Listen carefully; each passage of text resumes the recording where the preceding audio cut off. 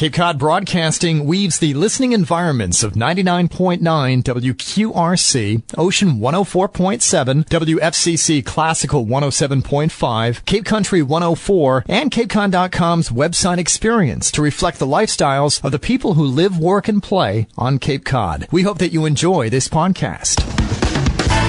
This is Sunday Journal. I'm Dan McCready.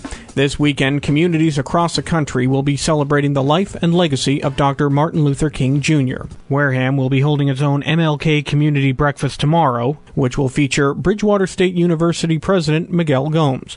Joining me today is event organizer and the unit director of the Wareham Boys and Girls Club, Ken Fonts, who will discuss the breakfast and the focus it has on the town's youth. And thank you so much for joining me today. You're welcome. Excited to be here.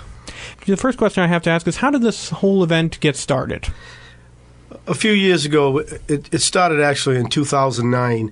Barbara Sullivan was the unit director of the Wareham Boys and Girls Club. And in the past, Wareham always had festivities to celebrate MLK, Martin Luther King Day, and then they just seemed to cease. And Miss Sullivan felt that was a shame, and she tried to do something to start them up again.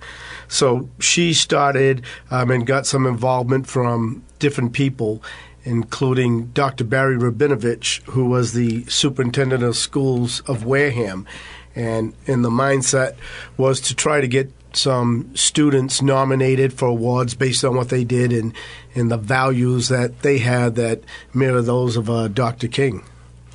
And how many organizations are involved? Because this is quite a community event. So how many people are involved in this?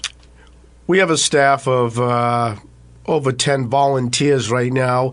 The nice thing is it's the Boys and Girls Club event, but one of our volunteers is program director at the YMCA. So it shows that everybody works collaboratively, and it makes it a good event, and we have a lot of businesses that support it also.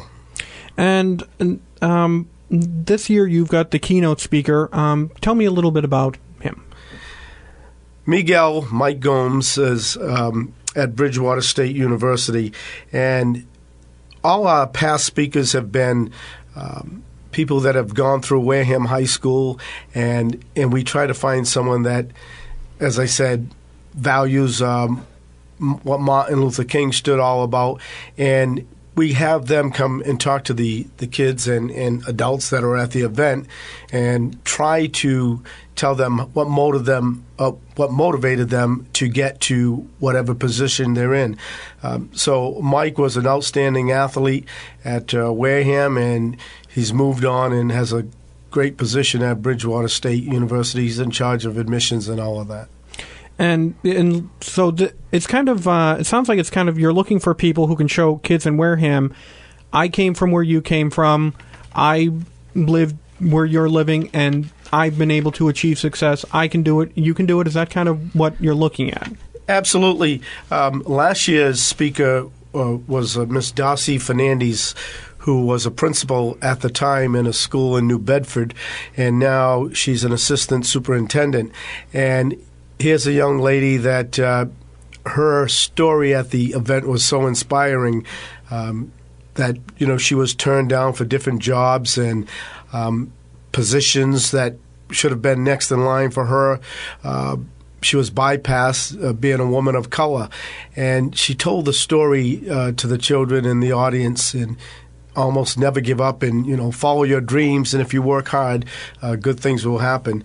And Dr. Dana Faria Mola, he is the president at Bridgewater State, was a guest speaker, I believe, back in 2012. So we've tried to reach out to people of that background. Yeah, but definitely people who show that you will hit adversity in life, but you keep moving forward and you can achieve what your goal is. Yes, and every speaker that we had has gone through that. We had a young lady, Rita Roach. Rita Roach was an outstanding athlete at Wareham and set all kind of high school records. And Rita went on. She became a top college basketball official along with her practice.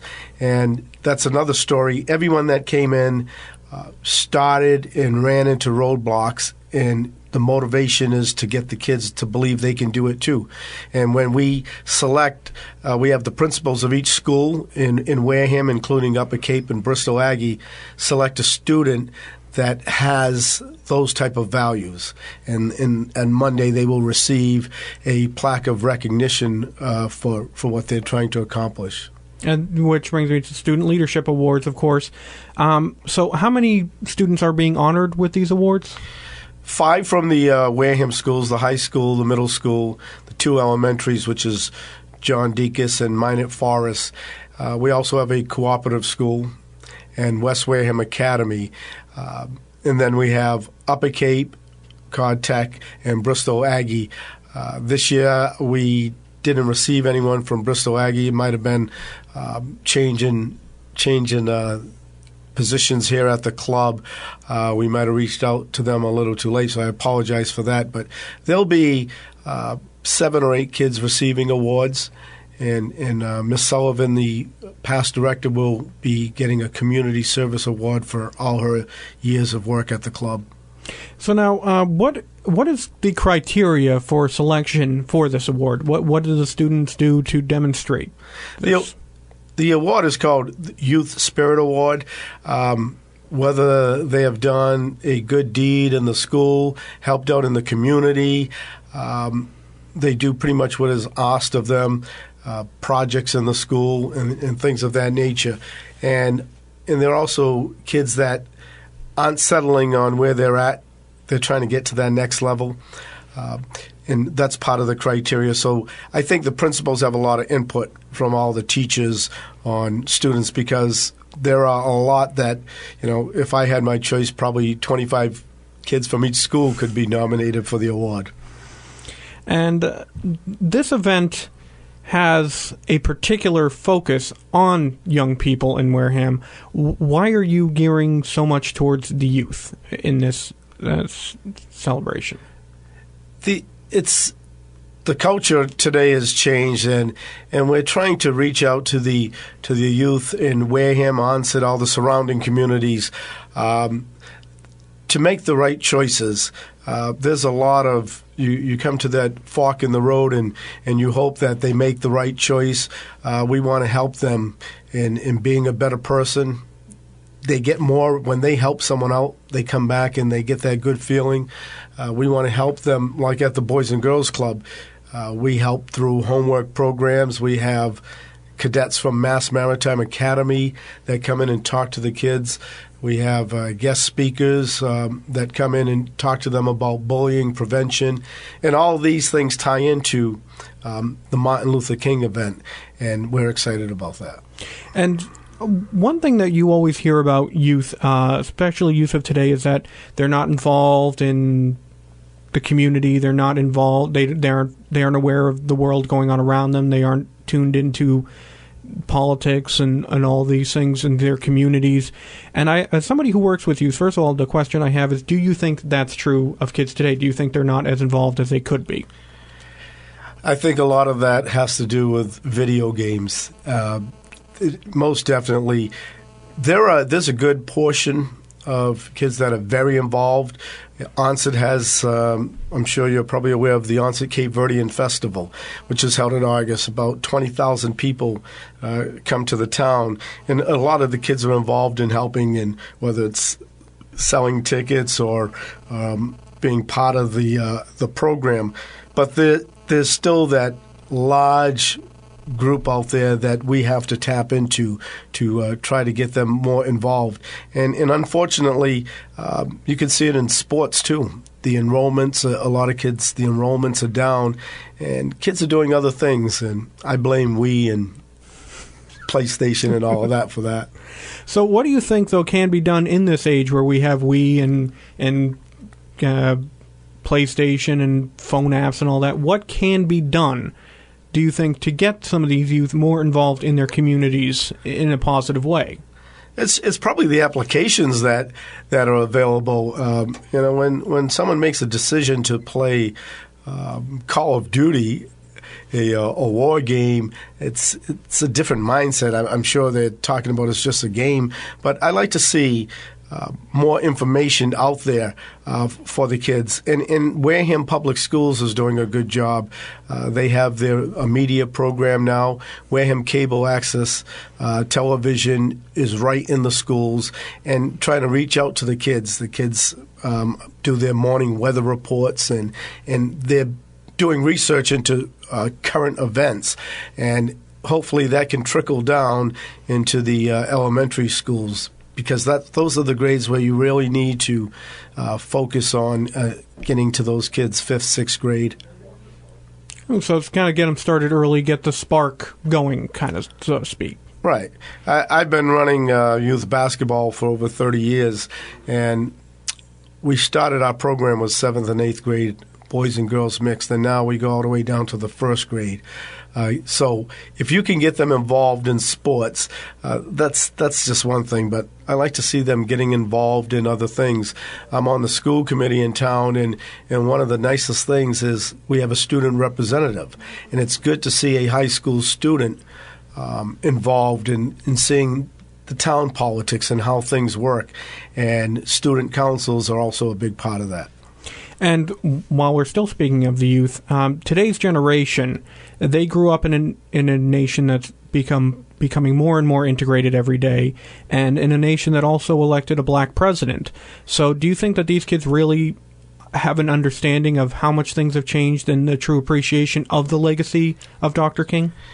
I do. And I think a lot comes from the parents that see how things are done today and what's available to the kids. You see a 5-year-old kid on a cell phone. That was impossible back then. And parents would always talk about what we went through, and of course my parents told me what they went through. And in reaching out to the kids about how things have changed, where before, a person of color couldn't go to a certain bathroom or to a certain restaurant. And that's where I Have a Dream speech really talks about people of all colors joining together. And I think that's a very important thing. I'm looking forward to Mr. Gomes' speech on Monday, because I'm sure those are some of the things he'll touch on as to what he had to go through to get to his position at Bridgewater State. And since we're now going to talk about the event, for somebody who has not been, what are they going to see? What is the experience going to be like for them? The event starts off it's at 9 a.m. When we come in, we'll have introductions, and then we'll show a video. The video is I Have a Dream, but it's not the Martin Luther King video. You can hear Martin Luther King's speech in the background, and it shows people in town, and they actually recite the speech. So we might go up to a Wareham police officer who might say, "I have a dream," and then the next one might be a young man or someone in the street that their line will be that one day. So the whole video is pretty cool that everybody does the MLK speech and has one line in it. Oh, that sounds fun. So after the speech, then we will have our keynote speaker, Mr. Gomes, and before he speaks, we'll break for breakfast. Breakfast is all provided by one of the businesses, Salerno's Function Hall in town. And then after breakfast, we will present, the superintendent of schools will present the awards to the children, and I will present an award to the former director and one of the former employees of the club. Now, is it too late to get a ticket for this event? No, tickets are available at the club the day of the event, or anytime someone can come by the club on 13 Highland Ave in Onset. It's the old Ethel Hammond School that was closed down. The Boys and Girls Club just moved there last year, and they can come by and get a ticket. The tickets are $12 for adults, $10 for seniors, and $7 for children. And last year, I know Miss Sullivan had about 200 people at the event, so we're hoping to duplicate that. And in the time we have remaining, I wanted to ask you, get your personal opinion. What do you think is the true legacy of Dr. Martin Luther King, and what do you think we need to do to keep his mission alive in today's day and age? Well, first of all, I have a poster at the Boys and Girls Club that I love. It was left there by Miss Sullivan, and it has a picture of Rosa Parks, Dr. King, and President Obama. And in the line it says, Rosa Parks sat, Martin Luther King walked, and Obama ran, so one day our children can fly. And I think that is so true. And his legacy was that one day we can all walk hand in hand. And you're seeing that now. I really don't think, I'm sure there's still some out there, but I really don't think there's a lot of black and white. It's friends. It's people working together. Some people, I just finished a class on how to speak Cape Verdean. Please don't ask me to say any words because I didn't do that good in the class. But there were different people of different ethnicities that want to learn that, the food and things like that. And so I think the Martin Luther King legacy is carrying on, and we're just a small part at the Boys and Girls Club. And hopefully after Monday's event, the young kids that are in the audience will really see the importance of what he did and how important that speech was. All right. Well, thank you. Unfortunately, we're just about out of time, but I did want to thank you so much for coming in today and talking about this event, and best of luck with the breakfast tomorrow. Thanks. Thank you, and hope to see everyone there. Well, my guest today was Ken Fontes, the unit director for the event organizer of the unit. My guest today was Ken Fontes, unit director for the Wareham Boys and Girls Club and organizer of the annual Dr. Martin Luther King Jr. Community Breakfast. The event takes place tomorrow at the Boys and Girls Club of Wareham, 13 Highland Avenue in Onset. Doors open at 8:30. Festivities begin at 9. I'm Dan McCready, and this is Sunday Journal. This podcast is a presentation of Cape Cod Broadcasting, which is solely responsible for its content. Thank you for listening. For more information, please visit us at capecodbroadcasting.com.